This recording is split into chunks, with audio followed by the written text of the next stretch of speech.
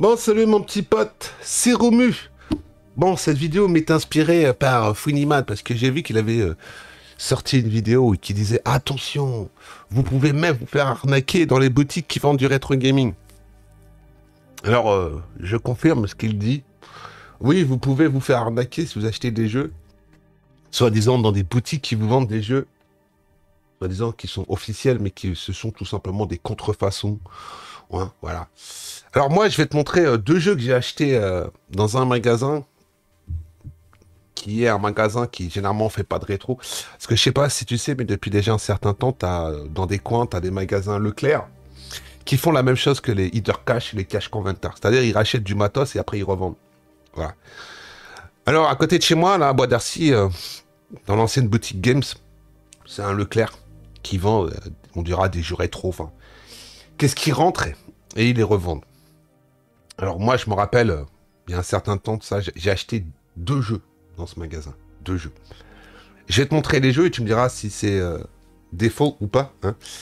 Alors le premier que je me suis acheté, que j'ai payé une bricole, il n'est pas complet. C'est un Pilot Wing Super Famicom que j'ai payé à 5 € en boîte. Oui, je dis bien 5 € en boîte. Voilà. Derrière, j'ai eu un Star Wing, Star Fox. Un Star Fox. Je crois qu'il est complet ou je te dis peut-être une connerie. Non, il est complet. Il est complet.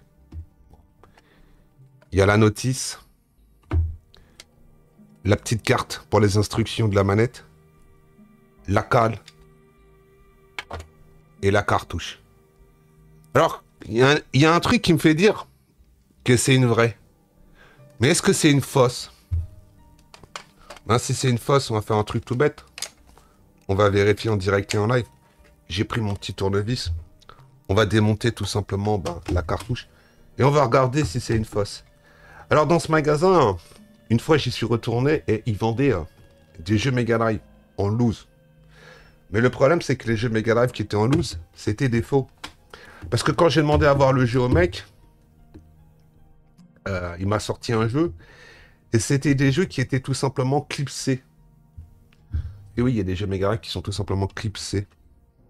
Et c'était pas des vrais jeux. Alors je te confirme, ce Star Wings est un vrai. Bon, tu vois pas la PCB parce que c'est vert, mais c'est marqué by Nintendo. Voilà.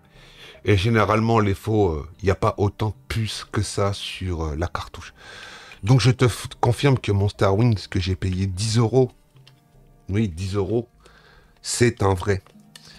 Alors revenons à ces fameux jeux Mega Drive. Et le mec il m'a dit non, non, c'est des vrais, je suis sûr de moi et tout. Et je me suis dit, je peux. Je l'ouvre le jeu, et puis si je l'éclate, je vous le paye. Le jeu était à 8 €. Alors j'ai ouvert le jeu, et je lui ai montré que c'était un faux, puisque vous savez très bien que les versions de chez Alibaba, il n'y a quasiment rien dedans, quoi. Vous avez juste une pastille noire, et puis vous avez la rêve sur la PCB. Et le mec, il est tombé des nues, et je dis, parce que tout cela que vous avez là en loose, c'est tous des faux. Hein. C'est tous... c'est des faux, c'est pas des vrais. Alors le mec, il était un peu dégoûté, parce qu'il en avait quand même pas loin d'une quinzaine. Donc, je fais en plus, vous n'avez pas le droit de les vendre, puisque c'est des faux. Donc, il les a enlevés de la vente. Il y avait des jeux qui étaient quand même à 40 balles en loose. 40 balles en loose. Donc, je peux vous dire que quand ça leur arrive aux boutiques, et que les mecs, ils y connaissent rien, qui se font tout simplement... excusez-moi l'expression, se font fister, ils l'ont dans le cul, quoi. Donc, voilà. Donc, oui, tu peux tomber sur des faux jeux. Il n'y a pas de problème avec ça. Mais tu vois que tu peux aussi trouver des jeux, des fois, dans des boutiques, à des prix plus que corrects. Parce qu'un Star Wings ou un Star Fox, comme tu as envie, en version Jap, complet, en boîte, je te montre l'état. La boîte est même pas abîmée. Il y a juste une petite écriture là, il est un peu abîmé là. Mais je peux te dire que tu n'en trouveras pas dans tous les coins de rue, surtout un jeu de cette époque, quoi. Il y avait aussi un... Il me semble que c'est un Actraiser. Actraiser en version Jap, il était à 50 €. Et je ne l'ai pas acheté. J'aurais dû peut-être l'acheter. Voilà. Quand je vois que moi, j'ai acheté des jeux aussi dans des ventes aux enchères, j'ai eu un Link to the Past, version Jap, pour 15 € en boîte. J'ai eu un Yoshi Iceland en boîte. Bon, les boîtes sont défoncées, mais les jeux fonctionnent. Je crois que je l'ai payé 15 €. Donc, il y a des fois, vous savez, il n'y a pas que les magasins pour aller acheter du rétro. Il y a des fois aussi, il y a des ventes aux enchères sur Internet.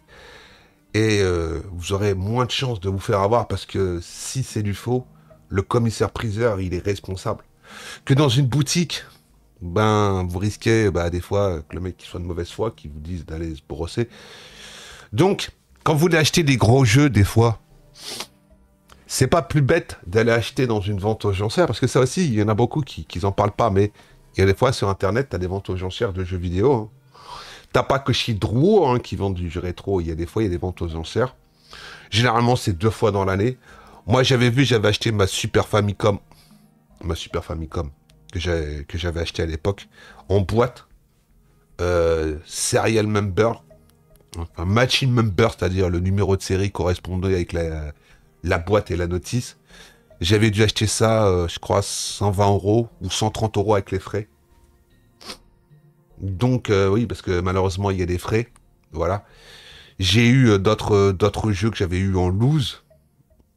Et ben, j'ai pas payé plus cher que ça, quoi. Je crois que de mémoire, je m'en avais tiré pour... je crois que j'avais plus d'une trentaine de jeux. J'en avais eu pour plus de 200 balles, il me semble. 250 ou 260 balles. Il y avait beaucoup de loose.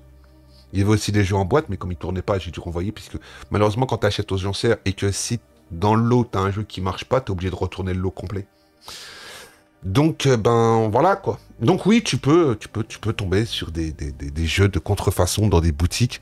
Comme je te dis, moi, chez Leclerc que j'avais été, le mec, je m'égraille, c'était des faux, et ben voilà, quoi. Parce que quand tu regardes une cartouche qui brille à la mort. Alors j'en ai un aussi un faux jeu comme ça que j'ai acheté sur Alibaba, c'est un Nagané. Quand tu regardes les couleurs, le vert il est plus clair. Quand tu regardes déjà rien que sur la cartouche, ça brille à mort, tu vois que c'est tout neuf. Et le plastique il a pas travaillé ou il n'est pas jauni. Il y a quand même beaucoup de choses. De toute façon, rien ne t'interdit quand tu veux acheter un gros jeu cher, de venir avec un tournevis pour démonter la cartouche, et c'est un jeu Super Famicom. Hein. Ou si c'est un jeu Neo Geo, tu peux l'ouvrir. Hein. Rien ne t'interdit que tu veux voir les PCB. Hein. Même maintenant, tu arrives à te faire avoir sur des... Voilà.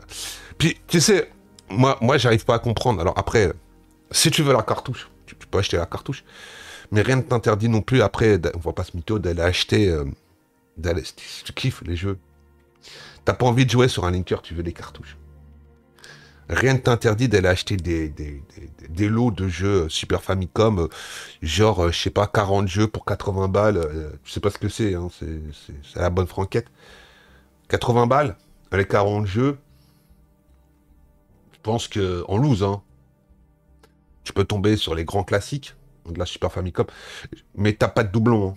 C'est à peu près le tarot. Hein. Moi, j'ai vu passer un Final Fight 1, Final Fight 2... Final Fight 2, il y avait, je sais plus, un Metroid en loose et un autre jeu assez rare pour 90 balles. Que rien qu'un Metroid en loose, c'est 45-50 balles, version Jap. Je crois que ouais, c'était Turtle in Time.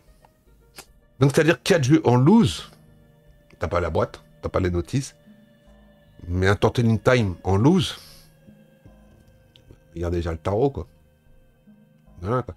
Donc il y a des fois sur eBay, acheter en import, donc tu peux acheter en import, surtout quand le mec il a 100% de satisfaction sur les boutiques.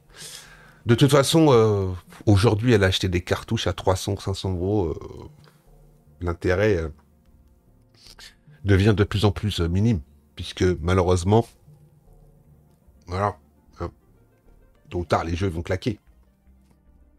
Où sera les consoles, où sera les tubes cathodiques.